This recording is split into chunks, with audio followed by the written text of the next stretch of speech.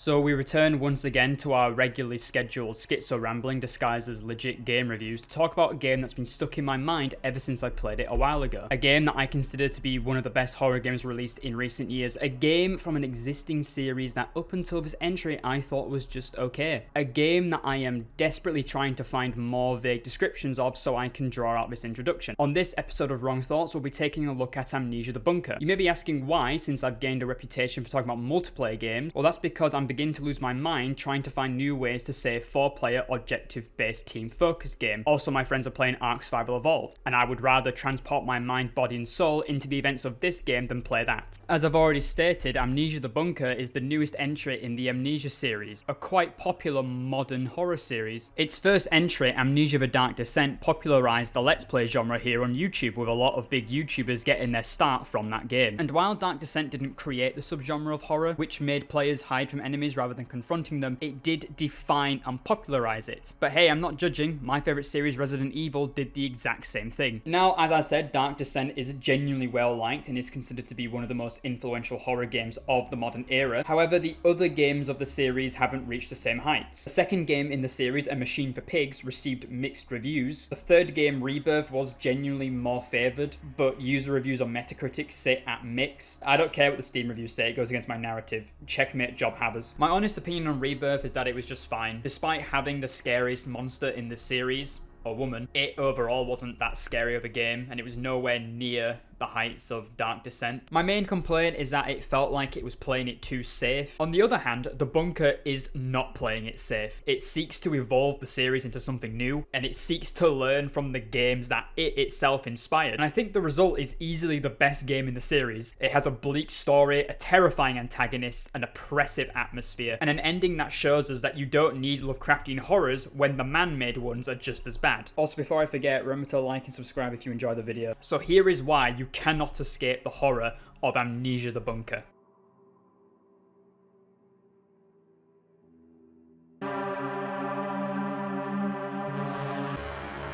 Now, at some point, I think all of you will have heard the name H.P. Lovecraft. Even if you've never read any of his short stories, you have probably consumed some form of media that was in some way inspired by his work. Or you've seen a meme regarding his thoughts on certain groups of people. I mean, he wouldn't describe them as people. H.P. Lovecraft taught me that there are levels to being a racist. Yes, he did actually give his cat that name. That's not something that the internet made up. One of the works inspired by Lovecraft was, of course, Amnesia. Lovecraft is not just cosmic gods and tentacle porn. It's about the insignificance of humanity when faced with forces and entities that go beyond our comprehension. On the surface, The Bunker may not seem that Lovecraftian. It's not very gothic, and the singular monster in the game isn't some unexplainable horror. It's just a monster. Granted, a monster that can't be killed and came out of nowhere, but still just a monster. Well, that's where I disagree. While it may not resemble anything out of Lovecraft's Cthulhu mythos, Lovecraft wrote other stories outside of that, and I would actually argue that the premise of The Bunker is inspired by the original Lovecraftian story. The Beast in the Cave is the third story Lovecraft ever published, featuring in the pulp magazine The Vagrant in June of 1918. However, he wrote this one first. The first draft was written in 1904 and the final draft was completed in 1905. He wrote other stories before this one in his youth, but those were published after his death. I don't care about those ones because it goes against my narrative. The Beast in the Cave follows an unnamed protagonist who is part of a guided tour of Mammoth Cave, a real cave in Kentucky. The story opens with the protag realizing that he is lost after splitting from the tour group. As desperation begins to set in, he cries out in hope that his group will hear him. However, he attracts the attention of something else. Footsteps approach him. At first, he's relieved until he notices something off about the footsteps. They are soft and quiet, resembling a cat rather than a man. And then he listens closer and he notices that whatever is approaching him sounds like it's approaching on 4 legs instead of 2. He quickly hides, realizing that he's attracted the attention of a monster, and decides to defend himself. He begins throwing limestone rocks at the beast, the first one missing, but the second one wounding the creature. Prior to this moment, the protag has been interested in examining the beast, but the knowledge that he wounded the creature instead of killing it causes him to flee. By sheer luck, he finds the tour guide, who has returned to look for him, and emboldened by companionship, the protag returns to examine the beast, and what he discovers horrifies him. I'm just going to read the last couple of sentences from the story. As we gazed upon the uncanny sight presented to our vision, the thick lips opened and several sounds issued from them, after which the thing relaxed in death. The guide clutched my coat sleeve and trembled so violently that the light shook fitfully, casting weird moving shadows on the walls around us. I made no motion, but stood rigidly still,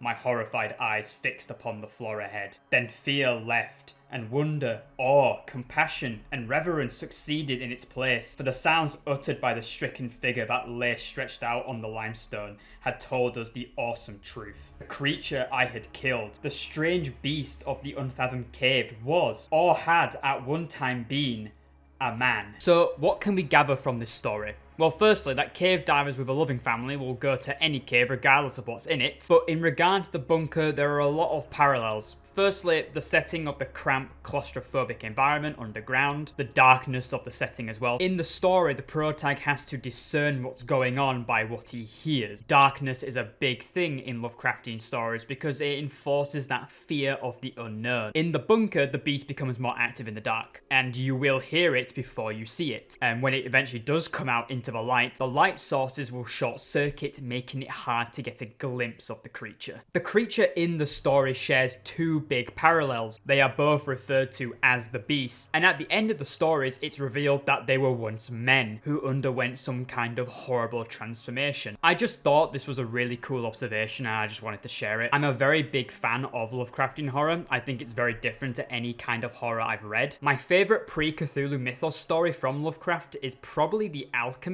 which was the first story he ever published. On its own, it's a okay story, but with the context of what he wrote later, it becomes an unintentional subversion of his own brand of horror. What's your favourite Lovecraftian story? Leave it down in the comments and I'll internally judge you. My personal favourite is The Case of Charles Dexter Ward. Amnesia the Bunker is set in 1916 during the First World War. We play as Henri Clement, a French soldier deployed on the Western Front. After surviving an injury trying to save our fellow soldier and friend Augustin Lambert, we wake up with a case of amnesia, not remembering any of the prior events except the instance of how we were injured. Now, in previous games, the protagonist having amnesia served to cover up some form of story element that recontextualized what was going on, whether it be the fact that we murdered our kids, like in A Machine for Pigs, or in Amnesia Justine, where it's revealed that we are the serial killer that we've heard so much about. Spoilers for games that are over 10 years old, by the way. In the bunker, there is no massive plot twist that the amnesia hides from us. Our character having amnesia serves as a storytelling device, meaning that we learn things at the same pace as Henry. Anyway, upon waking up, Henry discovers that the bunker is deserted. All the soldiers have either fled or are dead, killed off by a mysterious creature that lurks in the walls of the bunker. The soldiers that fled have blocked the only exit by blowing it with dynamite. Just like my 4-year-old son blocking the way to the fridge when I go to grab a beer, this is the only thing blocking us from our goal. We must locate some more dynamite and a detonator. However, to do so, we must navigate the various sections of the bunker and overcome the unique challenges that each section presents. On top of that, the mysterious creature dubbed the Beast stalks the bunker, waiting for darkness to come so that it can hunt us. But more about the Beast and the generator when we get to them. The gameplay of the bunker is an evolution of previous Amnesia games. Like in previous games, we are given a handheld light source, this time in the form of a wind-up flashlight. This strikes a balance between a permanent and temporary light source. We don't require fuel or matches to light it like in Dark Descent and Rebirth, but it does need winding up or else it will go out. The issue being that this creates noise, which runs the risk of alerting the Beast to our presence. Worry not, you don't need the flashlight. Welcome to my life hacks. Now watch as I make the flashlight obsolete with one simple trick. However, the flashlight is not our only source of light. It's not even our main source. Near the entrance to the bunker is the administration room, which also serves as the generator room, and we must keep the generator running as the beast becomes more active in the dark. This is for all my baby girls. I see your comments, ladies, and they make me smile. I'm lurking and I'm stalking when you least expect it. I want to make a little amendment here to the script. The game is already scary with the lights turned on. I struggle to play this game when the generator shuts off.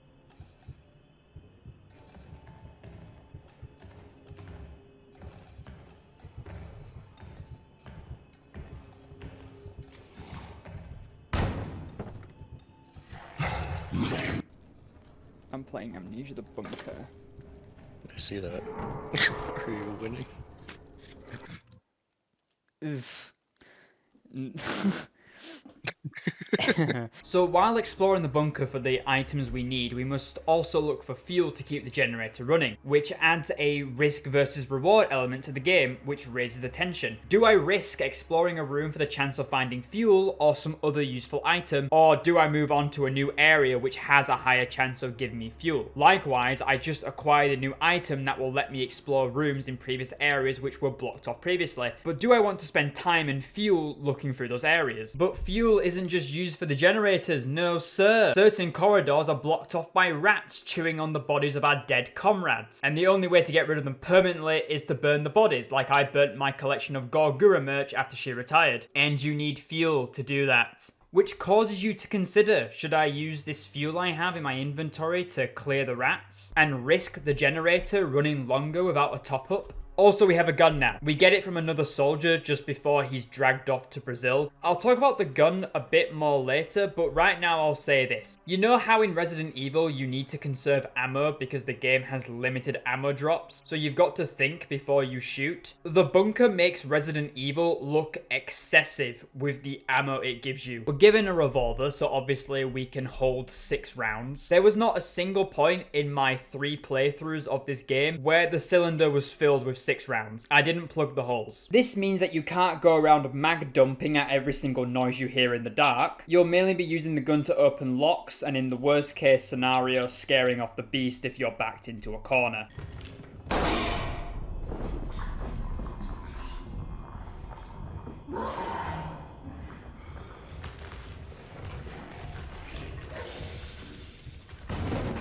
Previous Amnesia games had puzzles. This game somewhat does away with that and allows a more free-form way of removing obstacles. If there's a locked door in your way, you can probably break it down or blast it open with a shotgun or grenade. The best way to describe it, if you think you can do it, you probably can. Oh cool, so instead of fighting the beast, can I...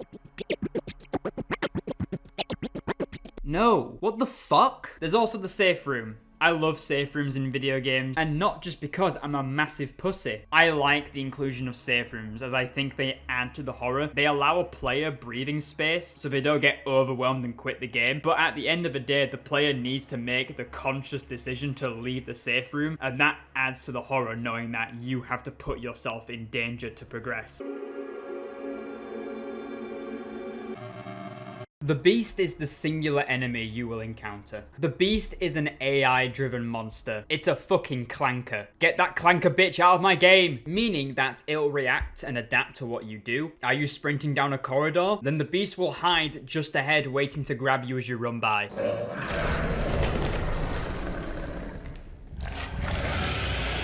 Are you making too much noise in an area and the beast has had to reveal itself several times in search for you? Then when it returns to the walls, it'll stay just by the hole. Fuck's sake, did I really write that? So it can emerge quickly should you make more noise. You can also adjust the AI when starting a new game, either its behavior to make it more aggressive or reactive, or you can adjust its physical attributes like its resistance to bullets. It can't resist the good old trick of reminding it of its past life before sending it back to the darkness it spawned from. The horror game equivalent of placing a large juicy steak above an anvil suspended in the air by rope. Tell me, what's scarier, this or a job application? So as I already spoiled when I talked about the beast in the cave, the twist of the bunker is that the beast was once our friend, Lambert, who we saved at the beginning of the game. If we throw the toy rabbit Lambert bought for his daughter at the beast during our final confrontation, he'll stop chasing us. There's also this note in Lambert's locker detailing his thoughts as he gives in to the bloodlust caused by losing his disposable vape. I'd say that's pretty definitive proof that it's him. What a nice family photo. Your father's not coming home, by the way. I killed him. All the monsters in Amnesia were human at one point, so that isn't really a shock. But I believe this is the first time in the series where they've demonstrated having a part of their humanity still intact. In the maintenance wing of the bunker lies the chapel. This is where the beast has made its lair, stacking it with bodies of the people it's killed. It makes me wonder if this is more than the horror stereotype of using Christian symbolism, which has been a trademark of horror movies for decades, and more of an example of the beast's humanity. Perhaps Lambert came here a lot when he was human, and that trait carries over after his transformation.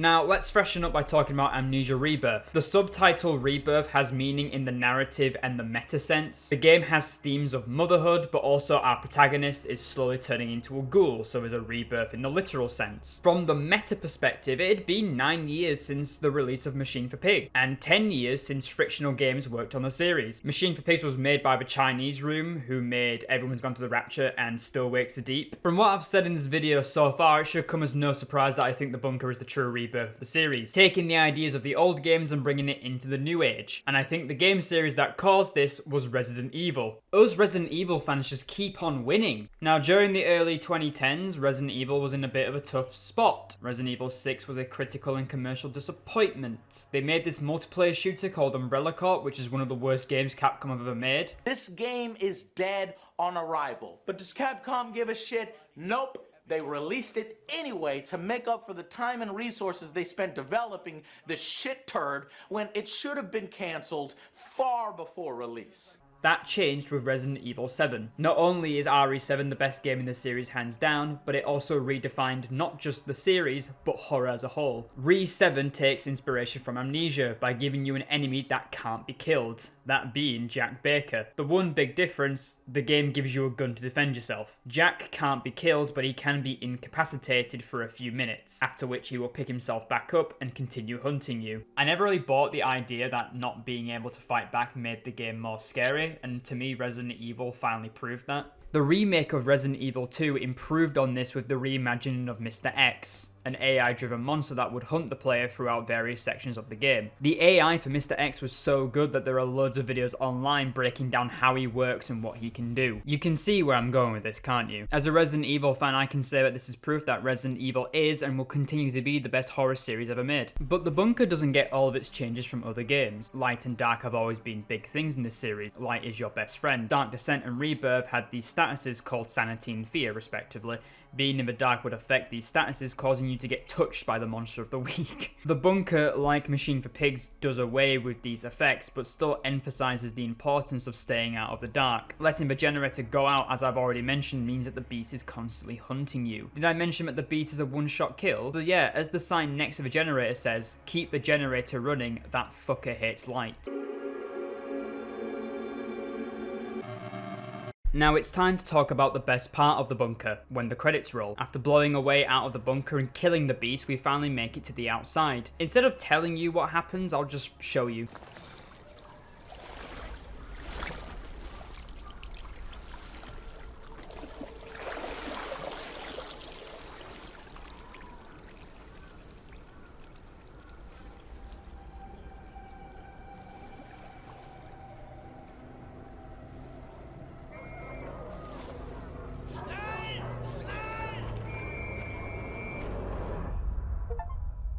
As the saying goes, out of the frying pan and into the fire. This ending really got to me. I really like it. The events of The Bunker are so isolating that I genuinely forgot that it's set in World War I. Not during World War I, in World War I, one of the largest conflicts in human history.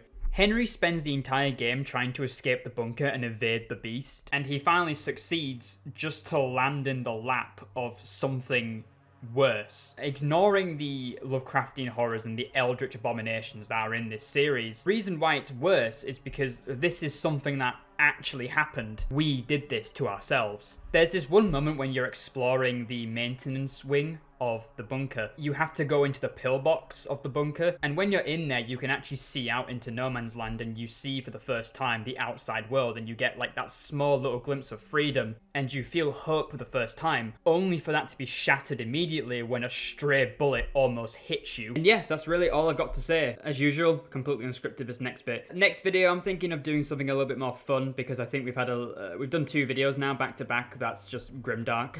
So a little bit more light-hearted episode next time. But other than that, I hope everyone enjoyed. Like and subscribe once again if you're still here, and I'll see you guys next time. Take care now.